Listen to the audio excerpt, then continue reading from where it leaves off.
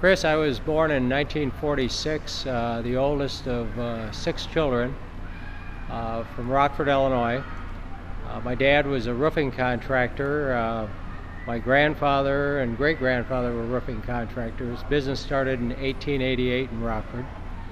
My dad brought me up to be a Major League Baseball player. He played sports in high school, of course, in college, though he was 6'4", so he did a little better than I did. But I ended up graduating from high school here, played sports in high school, 3 sports, and ended up going to Wake Forest University down in Winston-Salem, North Carolina. I didn't have much of a choice. I'd made a deal with my dad to pay for my own car if he'd pay for my education, but of course he picked the colleges, and he thought Wake Forest was pretty safe because it was a Baptist school. We were members of the Salvation Army Church, and he thought I'd be safe down there. Little did he know.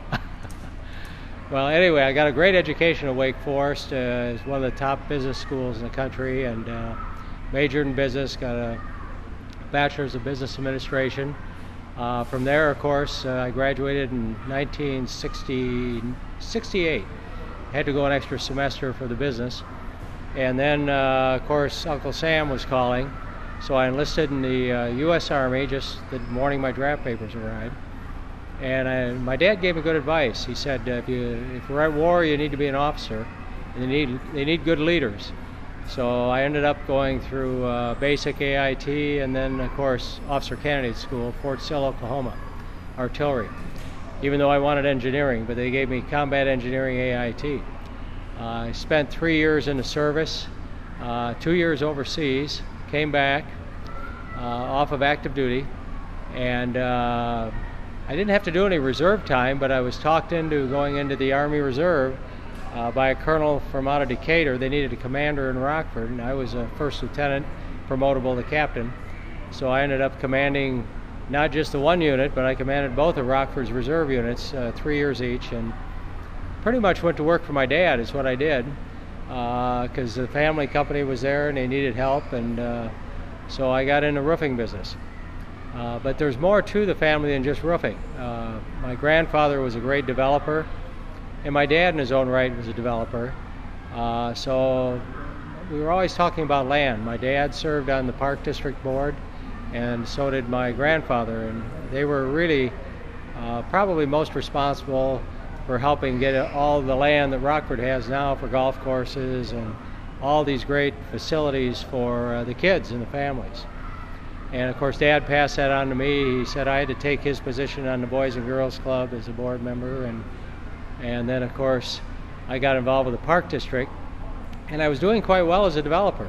I gave the roofing company, I actually started my own roofing company. My dad thought that the union company wouldn't be around forever, and I should branch off, start a non-union company, which I did, and ended up passing that on down to my youngest brother, and got full boat into development, and stayed in the Army Reserve. I was with the engineers. In fact, I was with the Engineer Command in Chicago, and we were the engineer for the whole Army, the Air Force, the Navy, everybody. We were the CENTCOM engineer in the Middle East. We were the Combined Forces Command engineer in Korea and Southeast Asia. We were everywhere. And I got involved with construction. I was a construction engineer for projects all over the world, and of course that helped me in my development. They all went together. Did a lot of projects in Korea, and of course Desert Storm came along, did quite a bit there. Prior to that, I had one bad experience in the Army. Dad always said if you stay in too long, something's bound to happen. 1985, coming back from Egypt, after looking at the ports in Alexandria for our big exercise, our plane was hijacked out of Athens, and I was a prisoner of war in Beirut, almost killed in Algiers, but survived thanks to the good Lord and a lot of prayer in Rockford. I made it home and got going full boat in development. I figured I had a second chance on life after surviving that, and so I decided I was going to do something with my life.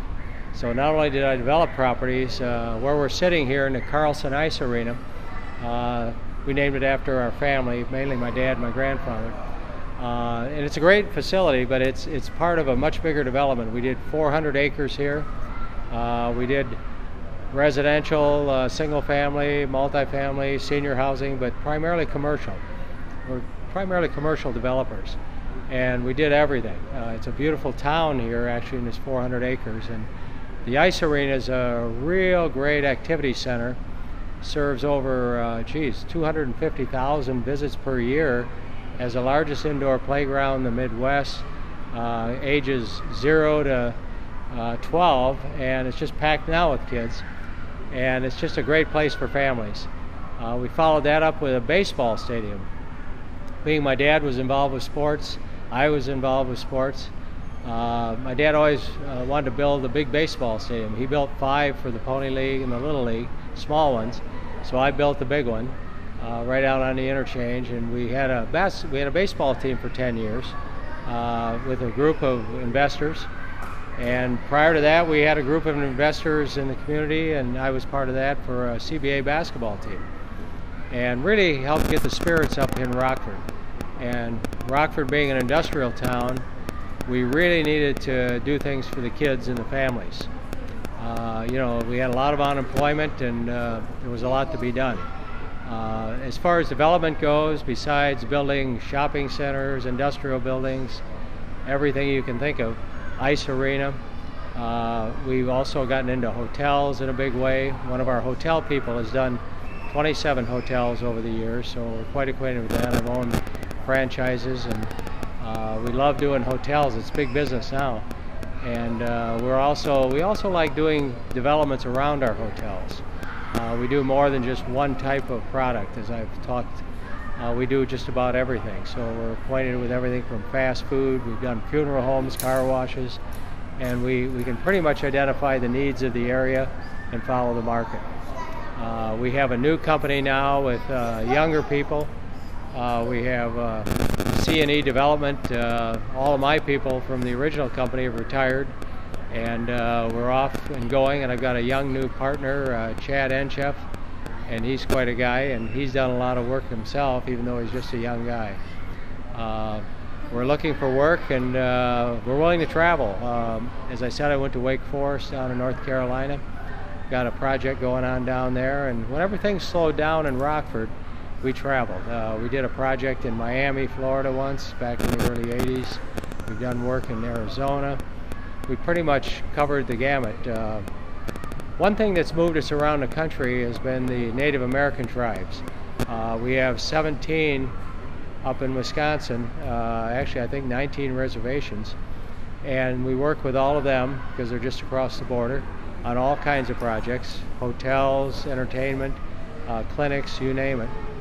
And of course, in working with the tribes here in Wisconsin, it's given us the opportunity to branch out to places like Oklahoma and Arizona and pretty much California, and even down into the southeast. So that's kind of taken us around the country.